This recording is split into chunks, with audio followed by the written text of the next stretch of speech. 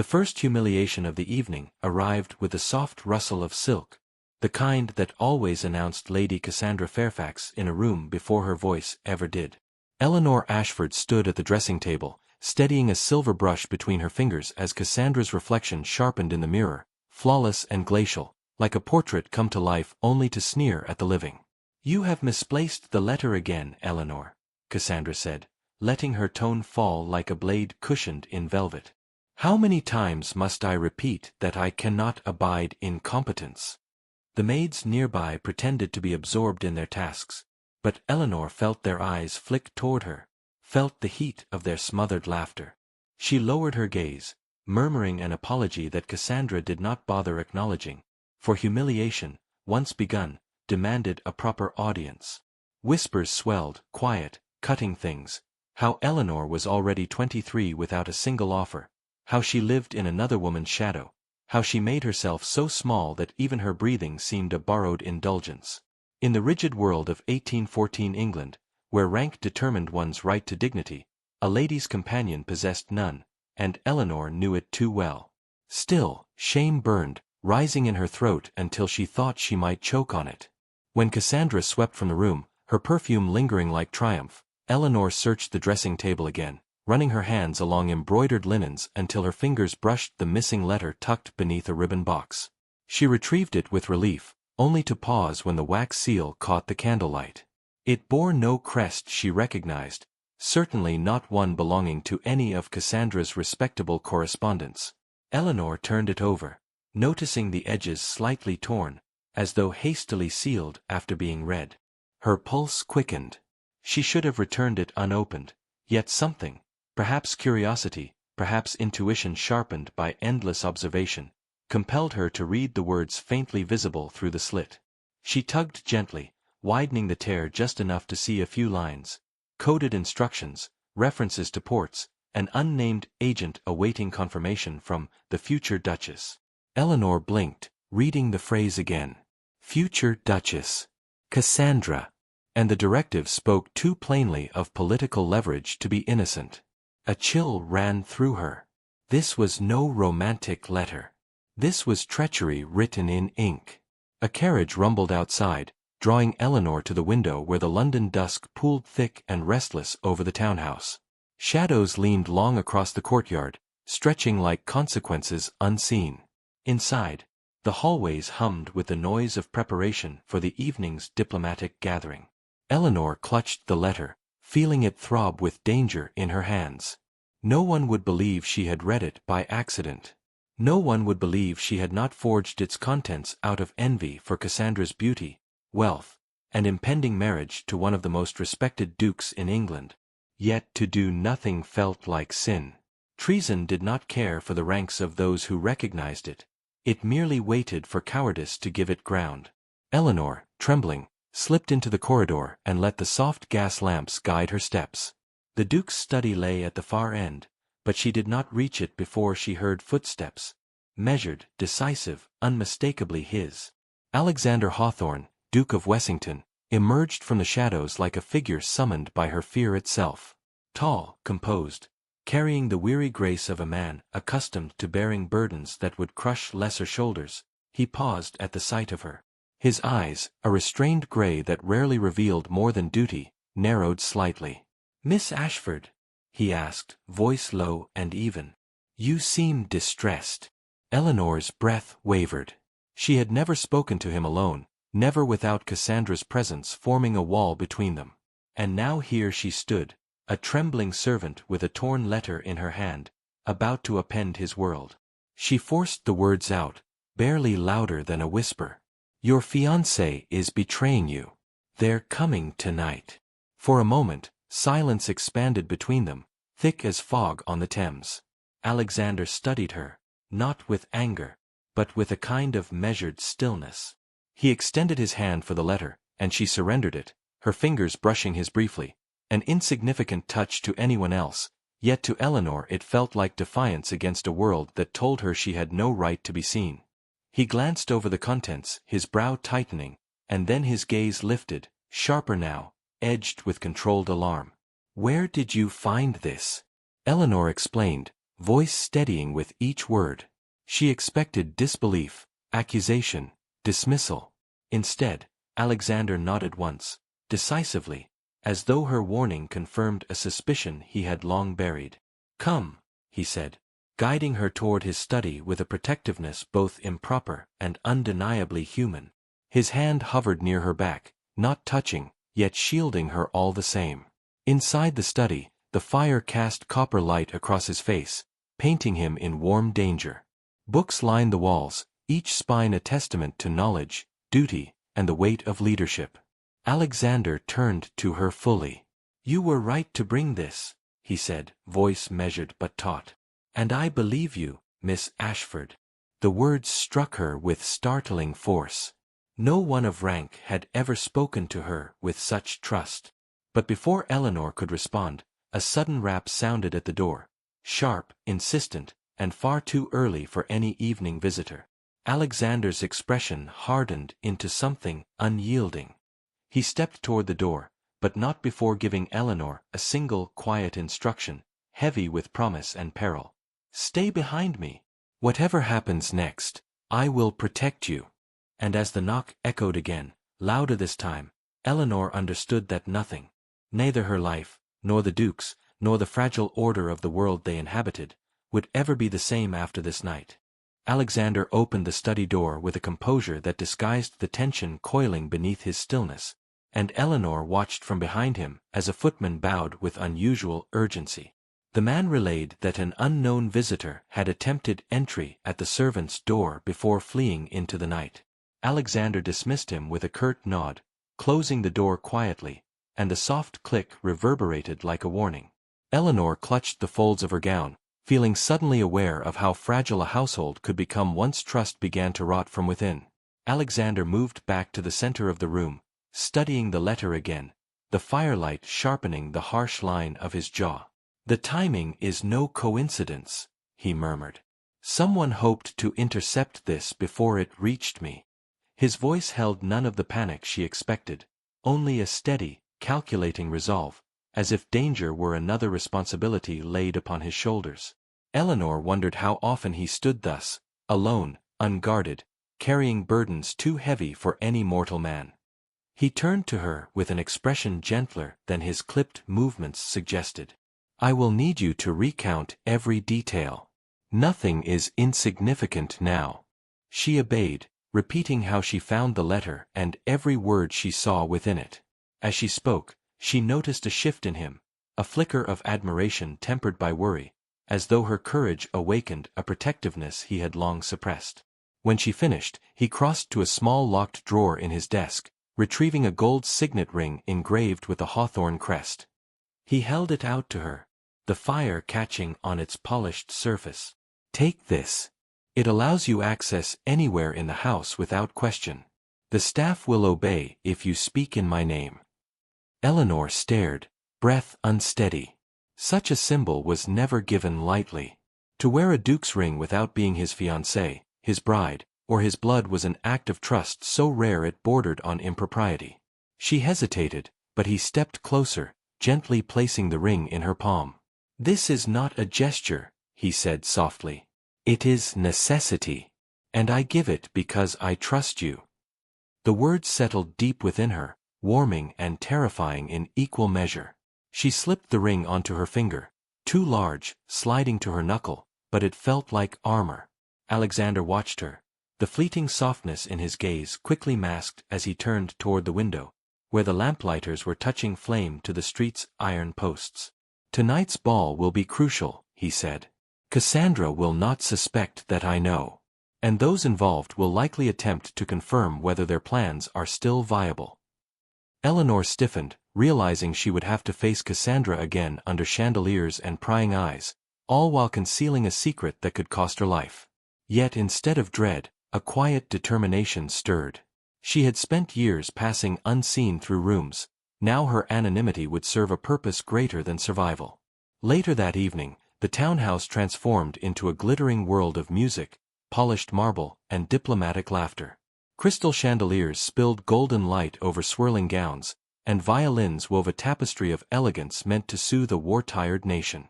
Eleanor stepped into the ballroom at the Duke's request, lingering near the periphery as instructed, watching with the alertness of someone who finally understood the value of her quiet existence. Cassandra entered moments later, radiant in sapphire silk, her smile gleaming like deception dressed in jewels.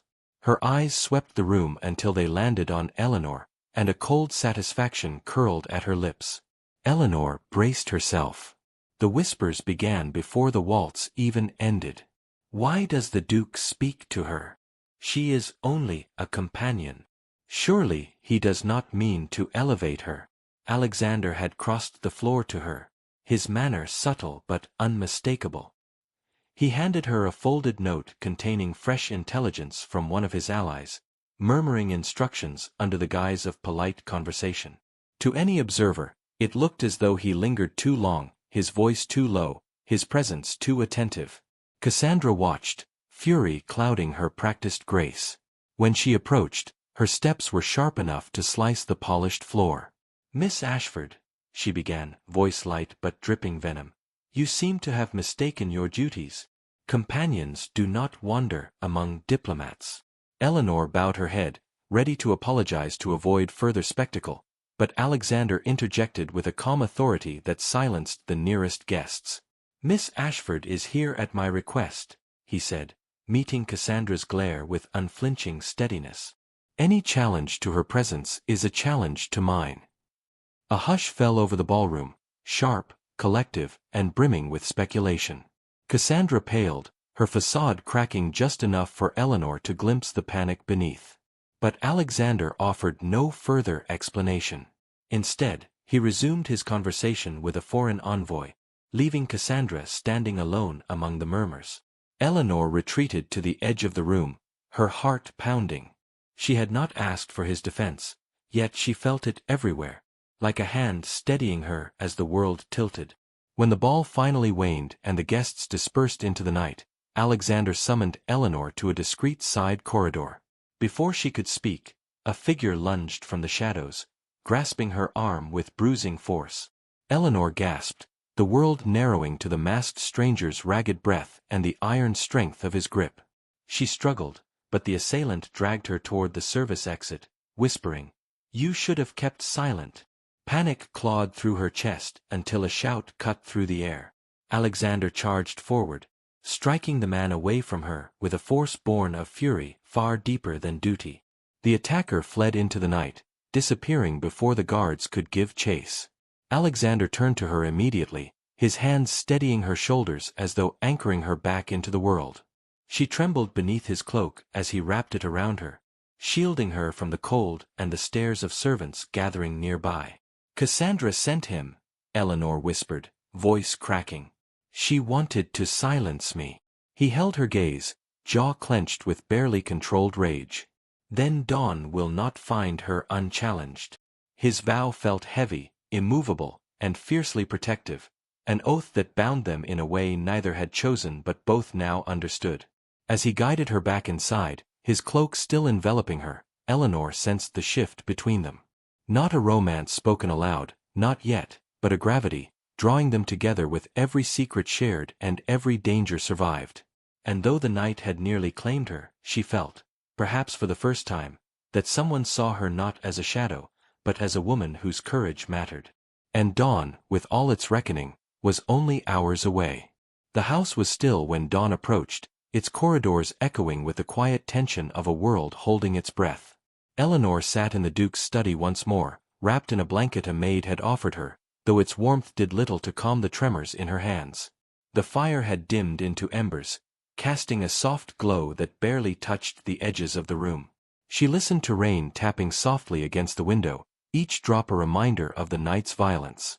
Alexander had left hours earlier to confront Cassandra, and the absence of his voice, his steadying presence, unsettled her more than she cared to admit. She wondered what he would say, what truths would be unearthed, and whether the revelation of Cassandra's treachery would destroy everything Eleanor had risked herself to save. The clock ticked in steady, merciless rhythm. Eleanor clasped her hands tightly, staring into the fading fire, replaying the attack in the corridor, cold fingers gripping her arm, the masked face leaning close, the rasped warning meant to silence her forever. She thought of Alexander, stepping between her and danger without hesitation, and a warmth unfurled in her chest that had nothing to do with gratitude. But she pushed the feeling down, burying it beneath reason. She was the daughter of a modest scholar, a paid companion, a woman without family or dowry or social power. Men like Alexander did not belong to women like her, not in England, not in 1814, not in any world bound by reputation and bloodline. She would leave once the crisis resolved. She must. Her presence was already causing rumors to bloom like poisonous flowers. Yet when the door finally opened, and Alexander stepped inside, soaked from the rain and carrying a gravity that weighed on every breath he took, the world felt smaller, defined only by the space between them. "It is done," he said quietly, closing the door behind him.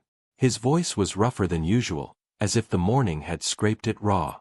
Eleanor rose, unable to keep the worry from her expression. Did she confess? He met her gaze, and something inside him seemed to settle. She did not need to. The evidence was overwhelming. Cassandra attempted to deny it, of course, but her accomplice spoke freely when pressed. Their plan would have endangered not only me but members of Parliament. He paused, his eyes softening as they moved to her. "You were right from the beginning, Miss Ashford. And I failed to see it sooner." Before Eleanor could respond, he stepped closer, his wet coat dripping onto the carpet, though he seemed unaware of it. "There is something I must say," he continued, voice low. "Last night, when I found you struggling beneath that man's grasp, something inside me shifted. I have been raised to believe duty must govern every choice, that personal sentiment is a luxury a duke cannot afford. But when I saw you in danger, I did not see duty. I saw you." Eleanor felt her breath catch, her heart thrumming in her ears.